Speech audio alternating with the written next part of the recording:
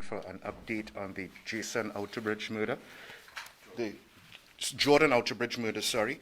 The update is going to be provided by Detective Sergeant or Acting Detective Inspector Jason Smith, and we're going to be joined this morning by Mrs. Krishana Outerbridge, who is Jordan's wife.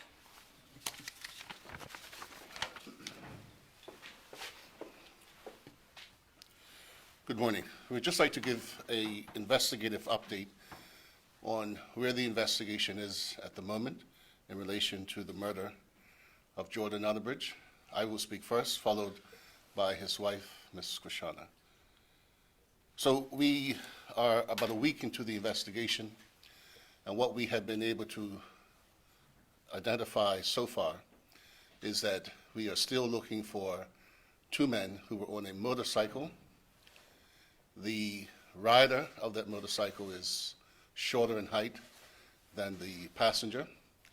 And what stands out about the passenger, who is the shooter in this incident, is that he was wearing a royal blue fitted rain-type jacket.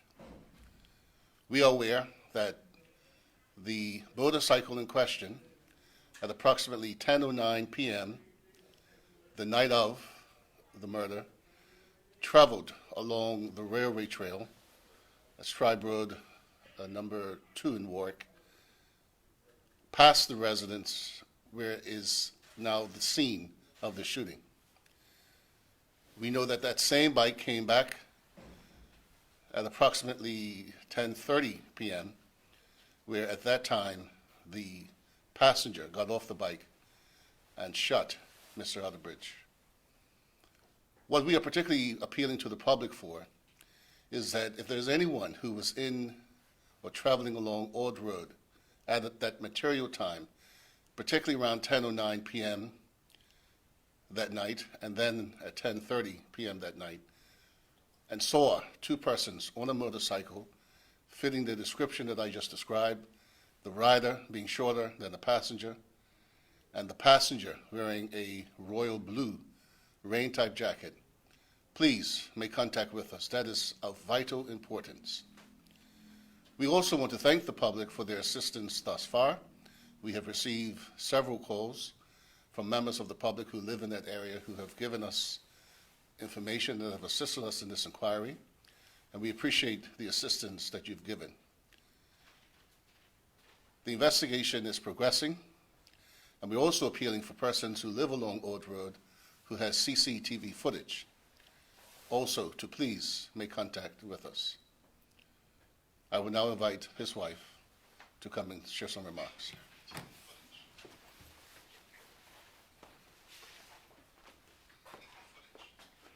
Good morning.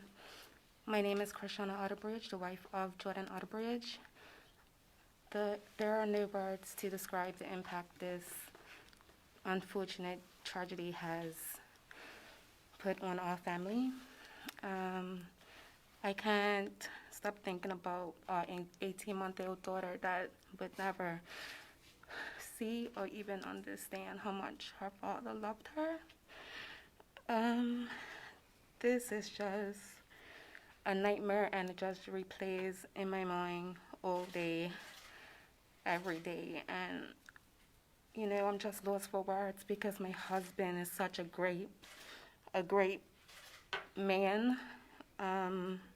He is someone's son, husband, brother, grandson, and I just feel like this just isn't fair to us and his family. I do believe that there are people that know exactly what happened, and I find that here in Bermuda, especially our younger generation, they don't like to come forward and they don't like to talk about what they know of situations like that. But I urge and plead and I beg for, if you know something, say something, even if it's not to the police or the media directly.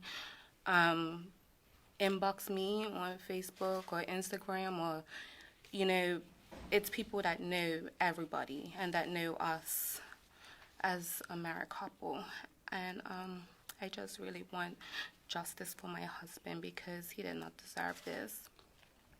And I want answers for our 18-month daughter for when she turns 18. I'm wanting to know exactly what happened to her dad. I want to be able to tell her, as well as my 10-year-old daughter, which is her stepfather, which she understands exactly everything that's going on.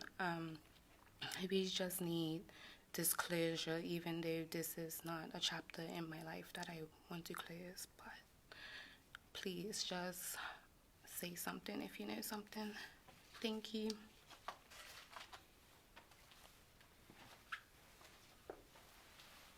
Any questions? Do you have any more information about the movements of the gunmen before or after the shooting, or where they were coming from, or anything like that? So what we know from the investigation is that the motorcycle came from the east prior to. Where it left, or where did it go after it left, we're still piecing together those circumstances. And that is why we were appealing today. We gave you those specific times. 10:09 p.m. is when we know that this cycle came to the scene and had driven past, and then it came back, 10:30. Given that my understanding is this is believed to be a mistaken identity, are police aware, did they suspect who the intended target was?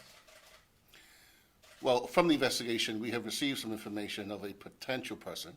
We haven't confirmed that yet. But what is clear to us, Mr. Outerbridge was not the intended target.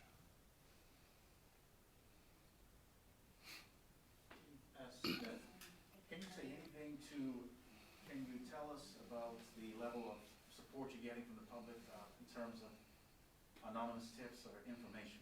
Yes. So we have received several phone calls on the night in question, subsequent to that, and there are people who have made contact with me directly and provided some information. So that's one of the reasons why we're able to say today that the bike had came to the area at 10:09 p.m., and we know that it came back at 10:30 p.m.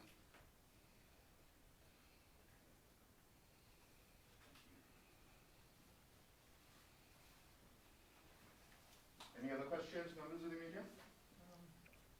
Mrs. Outerbridge, I don't know if you're interested in saying, but would you be willing to tell us a little bit about the last time you spoke to your husband?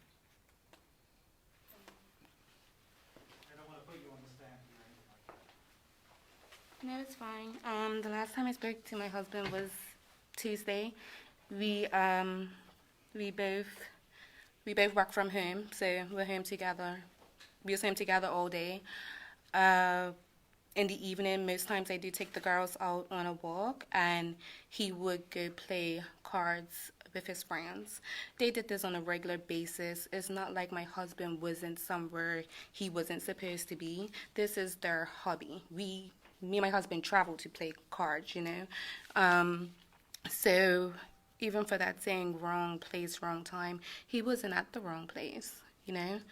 And it may have been bad timing coming out, but he was coming home to, one, meet curfew, and to come to his family. He has every right to play cards. They all do. So the last time I spoke to him was Tuesday. I was headed out the door, taking the girls for a walk, and him and his friend left our house to go meet the guys to play cards. Thank you very much. It's exciting to keep this going. Thank you. Mrs. Outerbridge, if I could put a question as well. The police service has even remarked that there's been what appears to be a lack of public outrage over your husband's murder, especially in light of the fact, last year we had the public come together in March for a man who lives in America who was murdered. A lot of outrage over that. Does it bother you that we don't see that outrage that an innocent person was murdered? It does bother me, but I do feel like people right now, they're judgmental and they don't know most of them don't know who my husband is, and I feel like some people have a mindset as how could it be a mistaken identity, but the truth is it was. Like, my husband was not that type of man or that type of guy, you know. He has a career, he has a family, he's married. None of those guys that he was playing cards with is in this mass. So it outrages me, yes, but you know, it's not my place to tell people how to feel. I know how I feel, and I know my husband, and I know that he did not deserve this. Thank you. Thank you. Any other questions?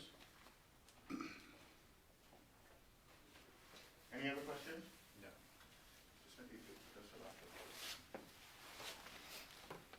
So again, we want to appeal to you to give us some assistance so that we can bring closure to the family of Jordan Outerbridge.